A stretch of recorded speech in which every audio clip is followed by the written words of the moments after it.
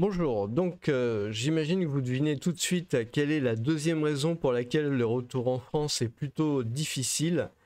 C'est bien évidemment les transports. Alors on va voir qu'il n'y a pas que les transports en commun, on va voir que la voiture aussi a son influence sur le sujet.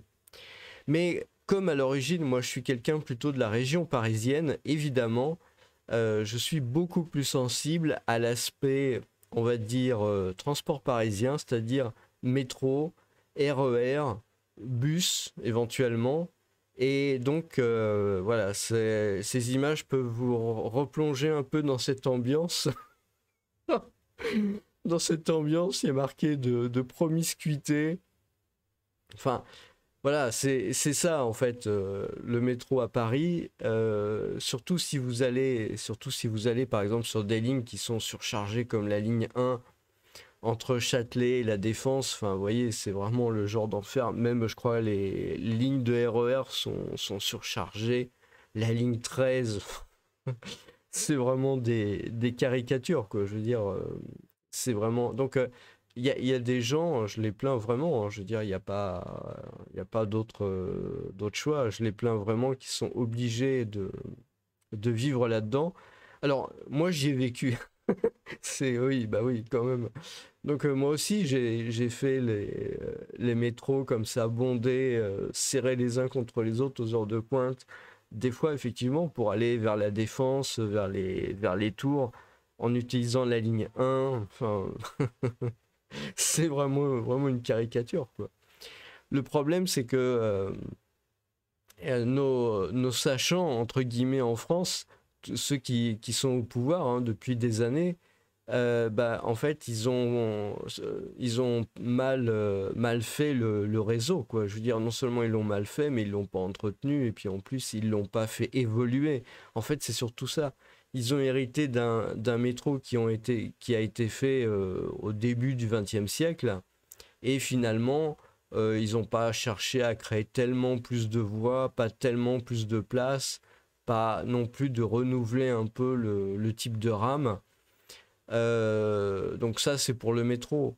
Après, effectivement, il y a le RER, mais bon, le RER, ça implique des changements, etc. Et puis, il y a la problématique de la sécurité. D'ailleurs, pour rester sur la foule, si on voit des images des quais maintenant, je pense qu'en 2024, la plupart des quais doivent être équipés de rambardes entre le quai et les voies parce que c'est tellement la foule que j'imagine ils ont peur qu'il y ait des accidents quoi. Donc voilà, c'est vraiment catastrophique. Mais disons que c'est pas que ça en fait. Le métro parisien, le RER, je veux dire, au détour d'un couloir, où à l'intérieur d'une rame, tout d'un coup, vous avez à peu près, allez, entre 10 et 20 un commando quoi, qui arrive. On voit les mecs en uniforme, mais c'est pas les uniformes de la police ou de l'armée, c'est vraiment la sécurité. Donc on voit les mecs bien énervés. On sent que les clients en fait, dans leur esprit, on peut se poser la question si c'est vraiment des clients, quoi, parce que ils sont là pour se jeter sur les gens, leur demander leurs tickets, leurs cartes, leurs machins, leurs trucs. On sent bien que il y a quand même quelque part, c'est pas exactement ce qu'on pourrait appeler une bienveillance sympathique envers les clients qui les payent, qui leur permettent d'une part par leur ticket bah, de manger finalement, et puis aussi par les impôts qu'ils leur payent de leur payer des retraites à tous ces gens-là. En fait, ce qui se passe, c'est que voilà, c'est vraiment, euh, c'est le seul pays où j'ai vu ça. C'est ça qui est absolument fou, quoi. Je veux dire, même dans les pays dictatoriaux, autoritaires, machin, j'ai jamais vu qu'on traitait les passagers des trains, des métros, des bus de cette manière-là, quoi. Je veux dire, pour un contrôle de ticket, on a l'impression d'être le sujet d'une opération commando. Je dois dire que c'est absolument hallucinant. Vous allez dans n'importe quel pays européen, ça se passe pas comme ça. Je veux dire, clairement, vous avez dans d'autres pays, je ne vais pas les citer, mais autour de la France, vous avez des pays, vous avez éventuellement un petit retraité qui va passer, vous avez voilà, une femme, un jeune, peut-être stagiaire, voilà, vous avez des gens souriants, sympathiques, demandent les tickets, il y a une personne, des fois deux, et bah, finalement, voilà, ça se passe, il y a pas de problème. Donc, après, les raisons, je veux dire, c'est pas vraiment trop mon problème. Si l'argent n'a pas été mis dans quelque part la sécurisation de la société au sens large, mais je veux pas parler de sécurisation du style, voilà, les opérations commando pour voir si elle n'a pas resquillé, mais de voir plutôt, peut-être, je sais pas, former plus les gens, leur permettre d'avoir un meilleur salaire, leur prendre moins d'impôts, parce que comme ça leur laisse plus d'argent. Et ben si c'était comme ça, c'est ça en fait le problème. Parce que beaucoup de gens disent ouais, la France c'est un pays libéral, mais ils savent pas ce que c'est que l'économie. Je veux dire, faut vous réveiller. Je comprends que vous ayez éventuellement, si vous m'écoutez en France, je comprends que vous soyez pas content. Mais si vous nommez pas les choses de manière correcte, vous en sortirez jamais. La France, c'est pas du tout un pays libéral, hein. Pas du tout. Et donc, tout ce truc-là, euh, même en Chine, où il y a 1,4 milliard de personnes, ça se passe pas du tout comme ça dans les transports en commun. Enfin, pas du tout comme ça. Même au Japon où là aussi, ils sont très nombreux. C'est une des populations les plus denses du monde, à l'endroit où bah, circulent les métros, etc., il y a vraiment une grosse, très grosse densité humaine. Les gens sont serrés les uns contre les autres. J'ai jamais vu des commandos aller réclamer le billet à une petite vieille dans le métro, quoi. Je veux dire, jamais de la vie. Donc, le problème, c'est lié. Enfin, je veux dire, à la limite, c'est peut-être. Oui, c'est pas mon problème, je m'en fiche un peu de toute façon, mais le résultat est là. Le résultat est là, c'est est-ce que retourner en France, ça vaut le coup de vivre ça tous les jours quand on va au travail? Franchement, moi je comprends, les gens, ils se sont mis sur le dos un crédit pour payer leur appartement, pour payer éventuellement bah, bon, leur voiture, bon, pas le métro, mais je veux dire, ils peuvent éventuellement avoir une voiture, voilà. Donc ils se sont mis des crédits sur le dos, ils se sont mis quelque part en dépendance du système. Et finalement, bah, ils se disent, voilà, ils rêvent au prochain week-end qu'ils vont passer tranquille, aux prochaines vacances où ils vont s'évader, peut-être aller un peu vers la mer ou dans une forêt pas loin de Paris ou ce genre de truc-là. Mais au final, ça reste quand même une vie où les gens sont vraiment comprimés comme ça. Ils ont pas l'impression de... Enfin, je sais pas. Mais je l'ai vécu, donc quelque part, je comprends. Je sais bien quand on a grandi là-dedans et puis on s'est adapté au système, bah finalement, ça devient quelque chose de normal. Mais quand vous voyagez à l'étranger, et surtout quand vous habitez à l'étranger, hein, quand vous habitez à l'étranger et que bah, vous voyez comment ça se passe, et que vous découvrez autre chose, vous vous dites, mais c'est pas du tout normal ce qui se passe en France. Mais par exemple, voilà, ça c'est le métro à Barcelone. Alors là, c'est des métros où c'est effectivement un peu vide, hein, effectivement. Mais voilà un peu le métro à Barcelone. Il peut y avoir des gens.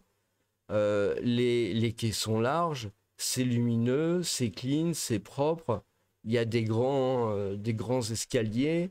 Les wagons aussi sont relativement larges. C'est sympa.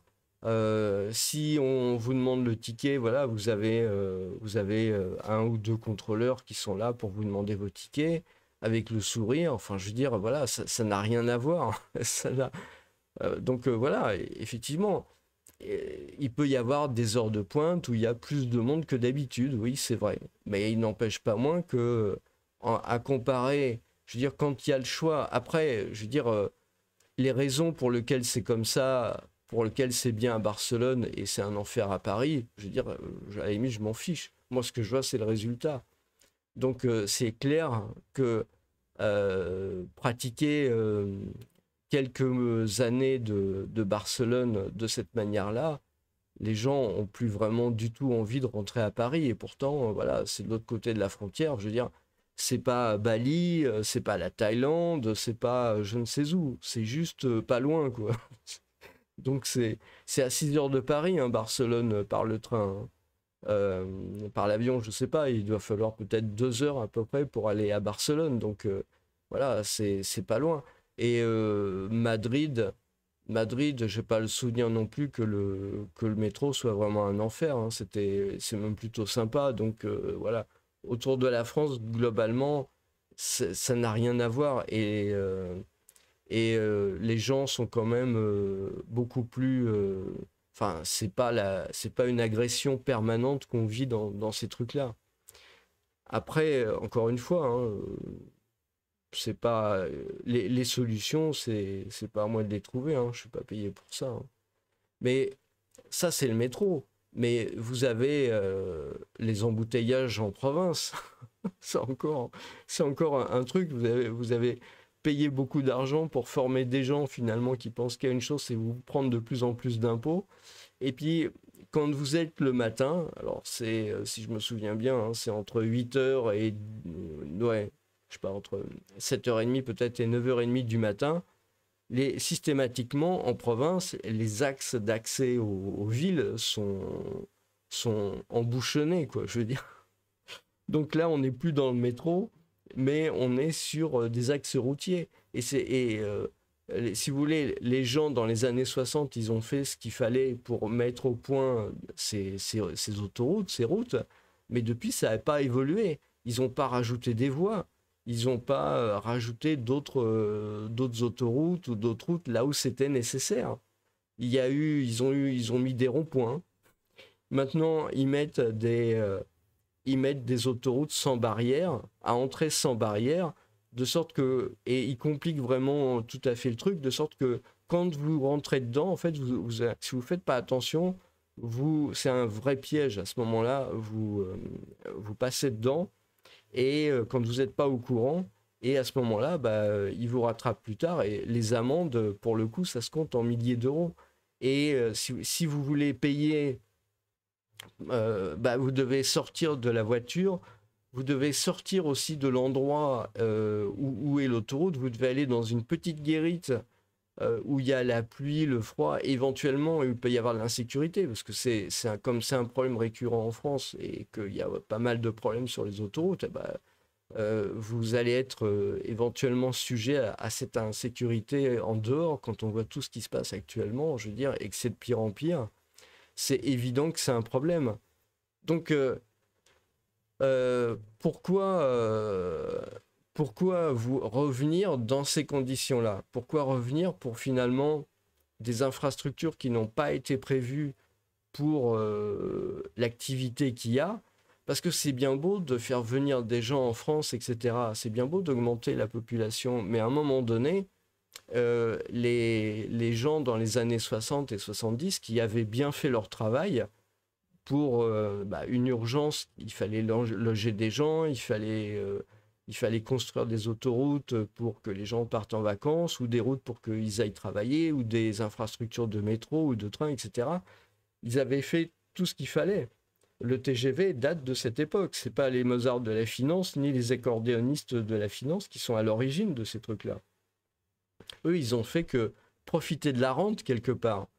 Alors, y en a qui se sont amusés à faire de... Comment c'est déjà? Ah ouais, par exemple, la Grande Arche à la Défense.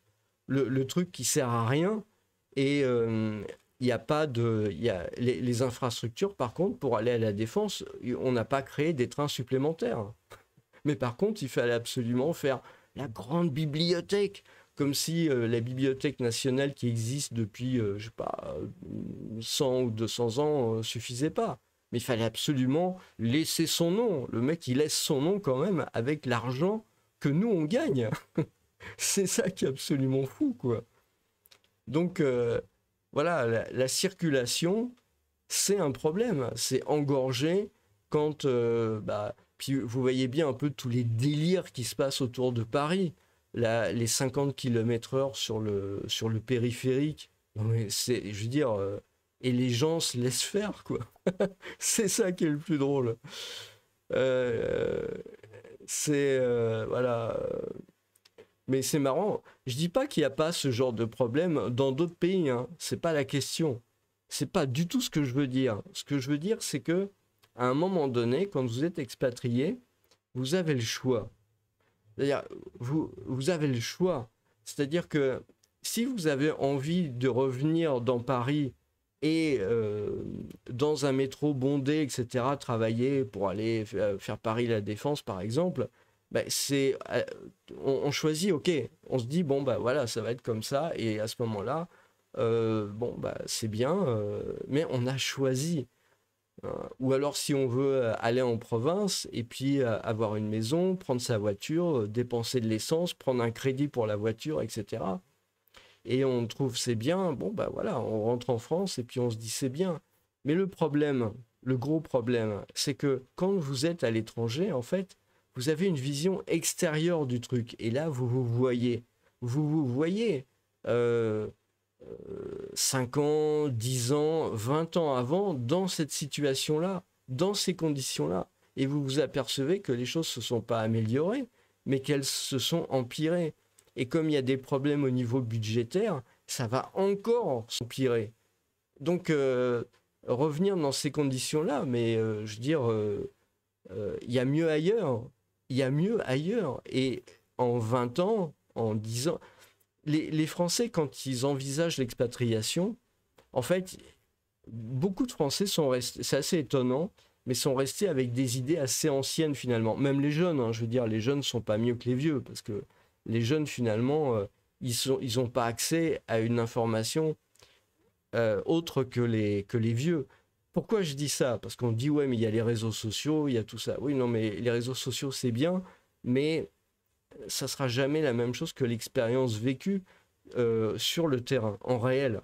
Donc l'âge n'a pas beaucoup d'importance dans le truc. Si vous n'avez pas vécu à l'extérieur, quel que soit votre âge, de toute façon, vous ne pouvez pas vraiment comprendre.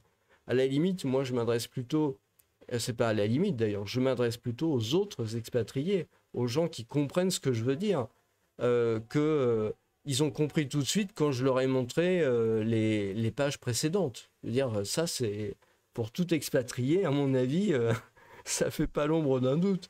Dès qu'il voit ça, il sait pourquoi il est parti. Et puis, il sait pourquoi aussi il va avoir beaucoup de mal à rentrer.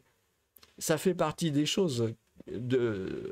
Et bon, si vous voulez, là, je me situe sur l'aspect purement infrastructure, purement circulation, saturation, embouteillage, etc. Après, vous avez la partie sécuritaire, mais comme je l'ai traité avant, je ne vais pas la retraiter là, hein. Mais ça, c'est partout pareil.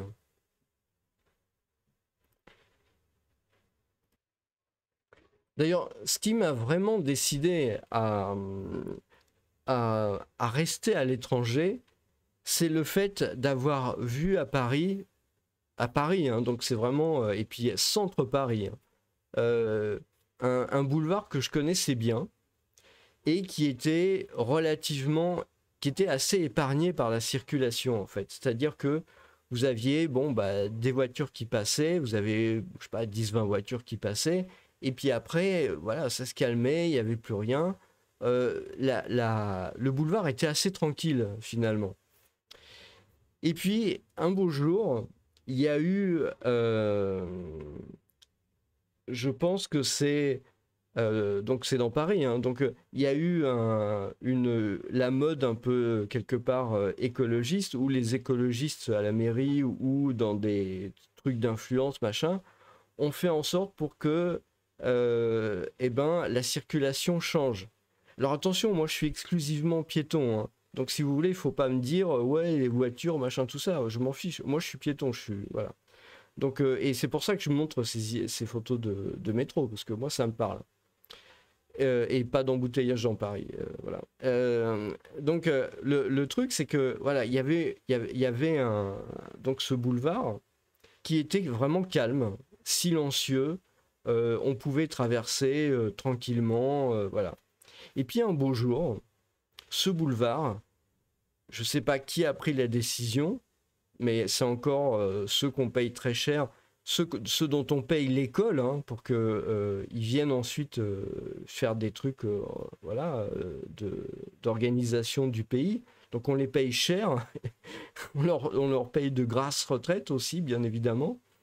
Et le truc, c'est que le boulevard, ça c'était fou, vraiment c'était absolument fou. Qui était donc, c'était un boulevard, un petit boulevard, parce que c'était pas super fréquenté. Il y avait 4 voies. Il y avait à peu près 4 voies. Et ce qu'ils ont fait, non mais c'est un truc de fou quoi. Ils ont mis alors une voie pour les voitures, une voie pour les bus et les taxis, donc voilà. Et puis une autre voie de l'autre côté avec pour les voitures et les taxis et les bus. Voilà. Et la subtilité du truc, il faut être malade quand même, c'est que toutes ces voies-là, en fait, n'étaient pas, si vous voulez, ce qui allait vers l'est, par exemple, c'était pas dans le même sens. C'était alterné. Donc vous avez une voie qui va vers la droite, une voie qui va vers la gauche, une voie qui va vers la droite et une voie qui va vers la gauche.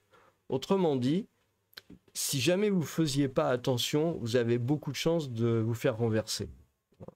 Parce que ce n'est pas vraiment de la faute des automobilistes, mais voilà, un automobiliste, il ne peut pas non plus être tout le temps en alerte dans le contrôle, etc.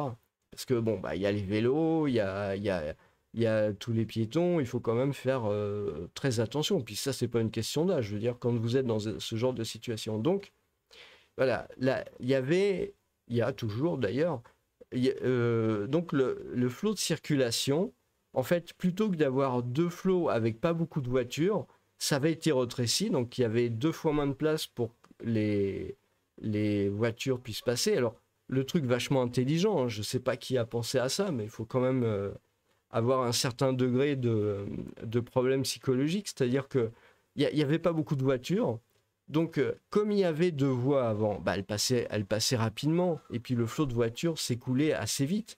Mais là, c'est pas du tout ce qui se passait, parce que les voitures, elles étaient obligées d'aller à la queue leu-leu, donc ça ralentissait le truc. Il y avait pratiquement jamais de bus ni de taxi qui passaient, ou qui passent. Parce que, évidemment, bah, ce n'est pas des voies très fréquentées, donc vous n'avez pas beaucoup de bus, pas beaucoup de taxis, donc vous avez de la place, en fait, qui sert à rien. Vous avez de l'argent qui est dépensé, qui est gaspillé pour rien.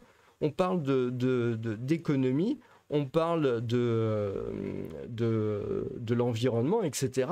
Mais voilà un endroit où ces gens-là, ils ont décidé, tous écologistes qui sont, bah, de dépenser, de gaspiller de la place pour rien. Et encore une fois, je suis pas motorisé. C'est un piéton qui dit ça. Le pire, c'est qu'à un moment donné, bon, c'est vrai que j'ai entendu parler. Je suis pas sûr que c'est vraiment arrivé, mais on va dire que bah, les personnes âgées avaient des problèmes, parce que quand vous avez comme ça, une voie dans un sens, une voie dans l'autre, une voie dans un sens, une voie dans l'autre, bah, à un moment donné, c'est clair que la personne âgée, quand elle traverse, elle n'a pas l'habitude de regarder, de tourner la tête à gauche, à droite, à gauche, à droite. Ces gens-là qui prennent les décisions, ils ont des chauffeurs de voiture, ils ont des gens qui sont grassement payés pour les conduire, eux aussi, dans des belles voitures. Mais ils ne partagent pas ça de la population. Et puis, c'est pas tout. Non seulement ça a été mis en place comme ça, mais non content de faire ce truc-là, ils ont mis en place des feux rouges tous les 30 ou 50 mètres. C'est devenu un véritable arbre de Noël. Donc vous avez les automobilistes qui ont la conduite perturbée par tous ces éléments-là, et qui en plus doivent faire attention aux piétons. Donc c'est vraiment un truc qui a été presque fait pour faire des accidents. c'est absolument scandaleux. Et personne ne dit rien. Donc, j'ai pas vu ça ailleurs. J'ai pas vu ce type de construction ailleurs. Donc, dans une ville comme Paris, qui était quand même, c'est un rêve, hein, je veux dire, quand on a grandi en banlieue, habiter à Paris, c'était quand même un rêve. Mais je ne sais pas si vous vous rendez compte, d'un rêve, ça devient un enfer. Ça devient un vrai enfer. Donc à ce moment-là, qu'est-ce que vous faites? Bah, je veux dire, les gens qui voient pas, qui visitent pas beaucoup l'étranger, même des gens riches, hein, finalement, même des gens qui ont beaucoup de moyens, qui sont aisés, mais qui ont jamais l'habitude de vivre vraiment à l'étranger, ça veut dire de travailler à l'étranger. Eh ben, voilà, tout le monde vit un peu là-dedans. Mais quand vous avez l'habitude de vivre à l'étranger et que vous êtes amené à faire la comparaison, un beau jour vous dites non, bah attends, c'est pas possible, quoi. Je veux dire, c'est n'importe quoi. Il faut, je vais pas me ancrer dans ça doit avoir un nom en psychologie, mais le fait vous savez, je sais pas, de vivre une situation d'échec et de pas arriver à en sortir parce qu'on a l'impression que si on sort de cette situation d'échec, on va être encore plus en échec ou il va nous arriver quelque chose de terrible.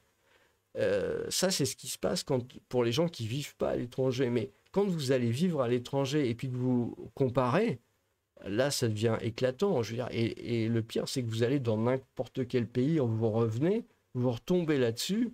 Une ville qui vous avait apparu un paradis quand vous étiez jeune, mais devient juste un truc, un enfer dont la seule chose que vous avez envie, c'est de fuir au plus vite.